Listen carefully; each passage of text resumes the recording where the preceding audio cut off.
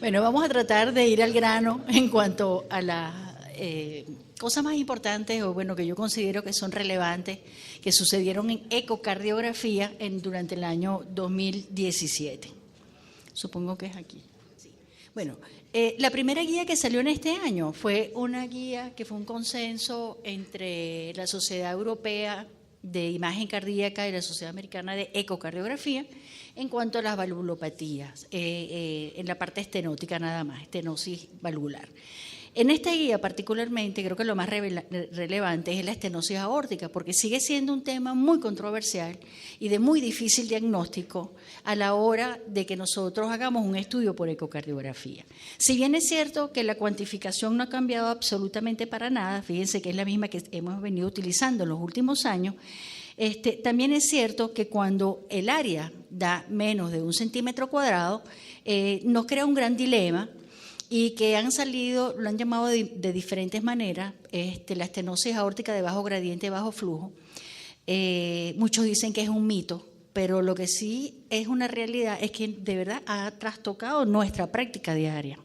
En este sentido, la gran culpable ha sido la fórmula de continuidad, y es por eso que debemos insistir una vez más en la forma como se mide el tracto de salida, recordar que no es circular, que es elíptico, que es ovoide, que puede agarrar cualquier forma, sobre todo si tiene calcio, y que se cree que debido a este factor ha surgido este nuevo diagnóstico que muchos sinceramente no creen en él, piensan simplemente que se ha hecho mal las medidas. Y es por eso que en la actualidad la guía última de valvulopatía, pero la de manejo de valvulopatía, sugiere que se mida el tracto de salida por transesofágico o por tomografía, y de esta manera se baja el diagnóstico de estenosis aórtica de bajo flujo, bajo gradiente, en un 35%, o sea que es bastante esto. Una vez que nos ha salido esta área en menos de 1 centímetro, hay 3 cosas que son las que siempre tenemos que estar pendientes y que nos sugieren, que es el gradiente, el índice de volumen latido y la fracción de eyección. Este algoritmo es de esas guías, y lo más importante que les quiero decir aquí es que fíjense que no está el área de primero. Lo que está de primero es la velocidad y el gradiente. Inclusive la velocidad está por encima del gradiente. ¿Y por qué les digo esto? Porque hay estudios que han demostrado que la variabilidad interobservador e intraobservador es muy alto midiendo B1, o sea, haciendo el IVT. Y que prefieren tomar una medida única, que es la velocidad máxima, porque es más confiable. Y esto ha también disminuido, creo que en un 18%, los diagnósticos de falsa estenosis severa. Lo cierto es que hacemos los gradientes, que es lo que nos dice este algoritmo, y si el gradiente es mayor de 40 milímetros de mercurio, el gradiente medio, pues tenemos una estenosis severa, no tenemos para dónde agarrar. El problema es cuando el gradiente es menor de 40 milímetros de mercurio. Es ahí cuando sí debemos tomar en cuenta el área, pero para que revisemos cómo se tomaron las medidas. Si el área ahí nos da más de 1 centímetro cuadrado, pues bueno, ya no tenemos problema con eso, sabemos que la estenosis es moderada. El problema es cuando el área nos sigue dando menor de 1. Es ahí cuando entra el punto del índice de volumen latido, que es otra historia, que es un tema completo, porque mucha gente dice que eso no sirve, que no sirve como subrogado de función ventricular, el índice de volumen latido, y esto fue demostrado recientemente por el grupo de Javier Bermejo. Entonces, arbitrariamente se ha tomado 35 para decir que todos los pacientes que tengan un índice de volumen latido menos de 35 mililitros por metro por minuto, resulta que ya estos pacientes tienen estenosis aórtica de bajo gradiente y bajo flujo. No es en mi interés caer aquí en esa discusión, solamente quiero que sepan como clínicos, que son la mayoría que están aquí, que no es fácil el diagnóstico de estenosis aórtica severa, ya que los cortes que se usan, lo venimos diciendo hace mucho tiempo, de 1 centímetro, pensamos no son adecuados, y mucha gente, la gente, por ejemplo, los argentinos que ya sacaron sus propias guías, o su posición, no son guías, su posición ante la estenosis aórtica severa lo bajaron a 0,8. Y el intervalo entre 0,8 y 1 centímetro ha quedado, le dieron el nombre de severamente moderada o intermediamente severa, o sea, le ponen una cantidad de nombres. El asunto es que no solamente la clínica, o sea, no solamente si el paciente está sintomático o no, el problema es cuando está sintomático y los valores que nos dan por eco es moderado. Yo sé que eso en la medida que se vayan perfeccionando más el tratamiento, eso va a disminuir. Sin embargo, tenemos que, lo que sí está claro y creemos que en las próximas guías, esto va a salir como nuevas indicaciones de estenosis aórtica, aún siendo asintomática, y es que cuando tengamos un paciente con una velocidad máxima mayor de 5.5 metros, tengamos muy calcificado el anillo valvular aórtico. En este sentido, se ha propuesto la utilización del EcoScore, el calcio score, para poder medir la cantidad de calcio que no solamente hay en la válvula, sino en el tracto de salida, inclusive en el anillo mitral, y si es más del 10% del tejido sano, probablemente este paciente debe ser intervenido aunque no tenga síntomas. La fracción de eyección, el corte es 50%, sin embargo hay estudios que entre 50 y 60% son los que más se favorecen de las intervenciones. Esto también puede favorecer un aumento de la velocidad máxima de 0,3 metros por segundo por año en una estenosis aórtica. Es un predictor ecocardiográfico de que ese paciente va a presentar síntomas y va a tener resultados adversos. El aumento del gradiente medio con un posesfuerzo más del 20 milímetros de mercurio. La hipertrofia ventricular excesiva, hay pacientes, hasta un 25% no hacen hipertrofia ventricular con la estenosis aórtica. El que lo hace en forma excesiva tiene peor pronóstico.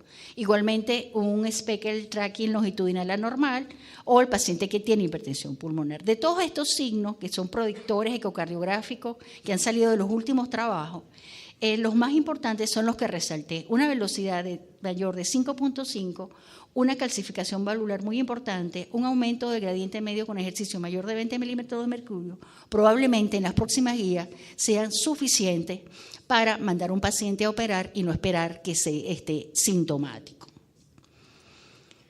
Luego salieron unas guías de regurgitación, realmente no fueron unas guías, fueron unas recomendaciones de la Sociedad de Ecocardiografía, en donde realmente en cuanto a la ecocardiografía no hay grandes variantes. Lo único que les quiero decir y que las pueden revisar es que sí se hizo un análisis en cuanto a las consecuencias de las valvulopatías, es decir, qué esperar si tengo una estenosis aórtica, qué puedo encontrar yo, o sea, la regurgitación mitral es consecuencia de la estenosis aórtica o es una valvulopatía que a la hora de intervenir también tengo que hacer un procedimiento en ella.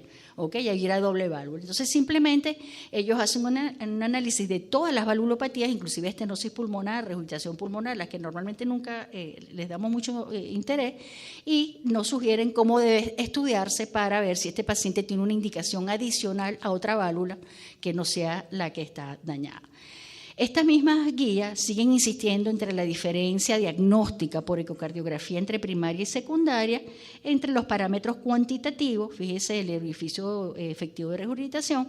Sin embargo, las guías del manejo de valvulopatías que fueron publicadas ahorita en noviembre, eliminan esa separación. Ya no tenemos que si es que primaria, que si es moderada, que si es severa, pero como es primaria hay que bajarle 2, no, ya va. Es igual, no importa que sea primaria y no importa que sea secundaria. La severidad de la lesión se mide igualito. Luego sale esta guía que es, las indicaciones de ecocardiografía de estrés en pacientes no isquémicos, que es muy interesante, por razones de tiempo no me voy a detener, pero sí quiero que sepan también que tiene de importante esta guía. Y es que no solamente dice las indicaciones en las que debemos mandar un estudio de estrés, sino cuál es el estudio de estrés adecuado para cada una de esas indicaciones. Por ejemplo, vean que aquí en el estudio de la disfunción diastólica recomiendan el estrés de posesfuerzo, que de las indicaciones el 80% es posesfuerzo, no es dobutamina. Y que también nos dicen cómo debe ser reportado cada uno de ellos. ¿Okay? No vamos a perder el tiempo, que es largo. Luego sale, me llamó muchísimo la atención y se las quise traer porque me llama la atención porque sale una guía de, o un posicionamiento de la imagen en sarcoidosis. Oye, lo primero que me pregunto yo, ¿y sarcoidosis? ¿Por qué? Bueno, pues yo creo que sí tenemos que empezar a echarle el ojo al eco en sarcoidosis. Bueno, ya todos sabemos que es una enfermedad multisistémica, inflamatoria, granulomatosa, crónica, de etiología no clara, con una prevalencia clínica hasta este momento de 10 por cada 100.000 personas al año. Lo que está pasando es que la prevalencia en la actualidad en las autopsias de los grandes hospitales que hacen autopsias de verdad es mayor del 27% en la población. Entonces, realmente es una enfermedad que está siendo subdiagnosticada y que nosotros, no solamente los que hacemos imágenes, sino que, sino los que hacemos, no solo los que hacemos imágenes, sino clínica, tenemos que ayudar a hacer el diagnóstico. En teoría, solo el 2 al 5% presenta afectación cardíaca, sin embargo, muchos pacientes que han fallecido con esto, el 13 al 25% de la muerte, son pacientes que presentaban alteraciones de la conducción AV, arritmias ventriculares, insuficiencia cardíaca y muerte súbita. ¿Qué tenemos que hacer nosotros los ecocardiografistas para estar pendientes de esta enfermedad? Se puede presentar de varias formas. Una es simplemente que no tenga absolutamente ningún signo, no la descarta, es lo que les quiero decir. Sin embargo, se puede presentar como una miocardiopatía dilatada, se puede presentar como una miocardiopatía restrictiva, se puede presentar con una hipocinesia global, con alteraciones segmentarias de la contractilidad de distribución no coronaria. Se puede observar engrosamiento de las paredes con aumento de la cogenicidad, y eso me lleva a mí a pensar mucho cuántas veces nosotros no ponemos entre paréntesis amiloidosis interrogado y realmente lo que sea es una sarcoidosis. No tenemos cómo saberlo desde el punto de vista ecocardiográfico. Hay un hallazgo común que hay que estar pendiente, que es esto que está aquí. Esto es un 4 cámaras y fíjense que hay un aneurisma de la porción basal del septum interventricular.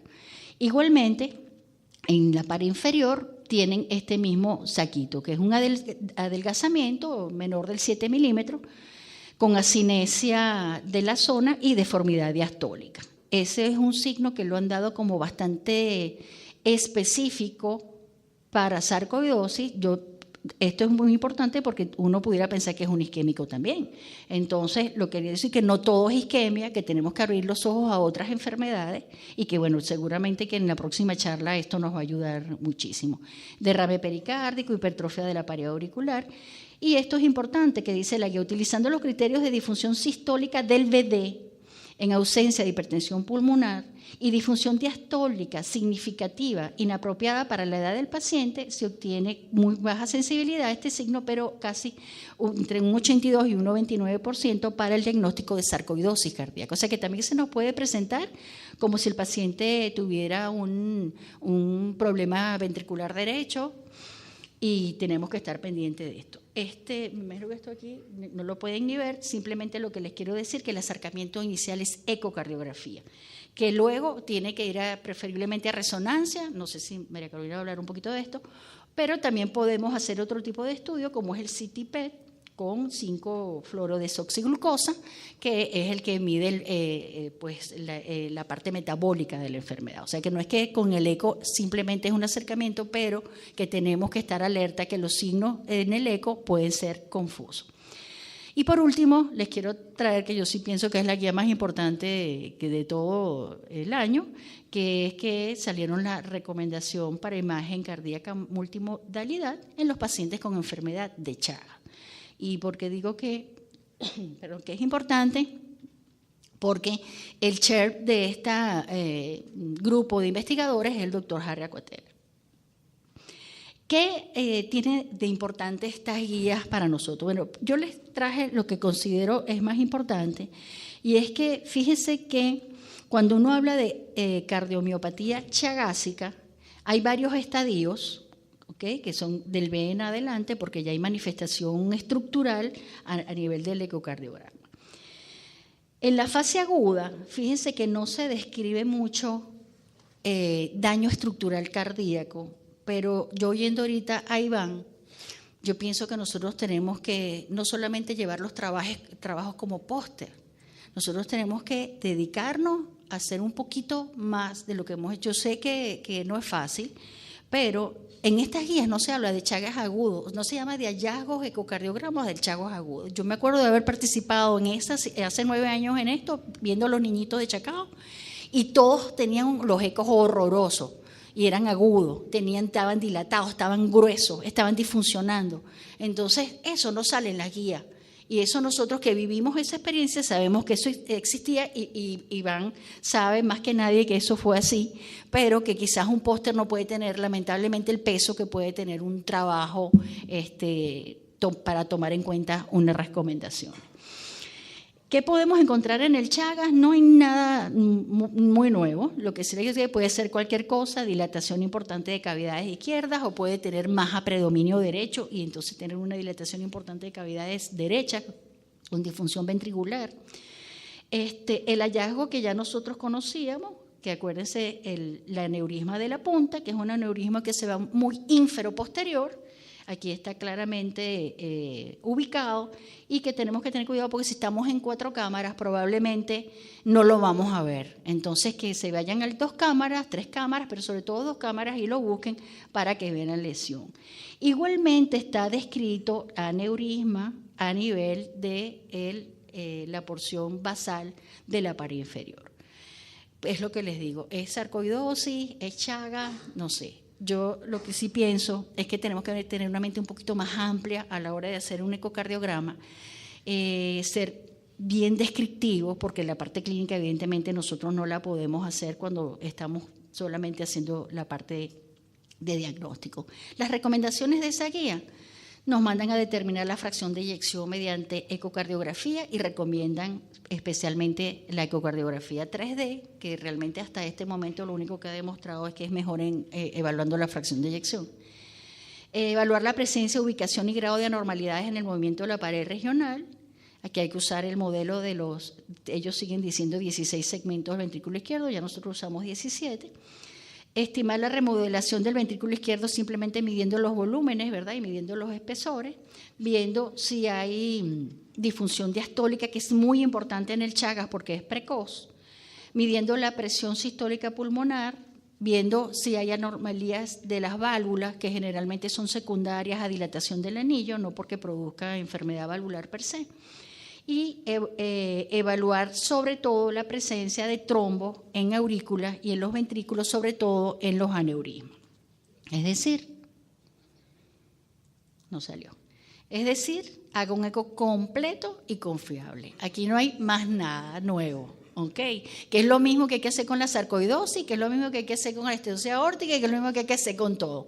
Lo que hay que hacer, tratar de hacer el eco lo mejor posible para hacer la aproximación diagnóstica y después a ir a otras imágenes que ya van a venir por ahí y que son las que van a dar el diagnóstico definitivo. Gracias.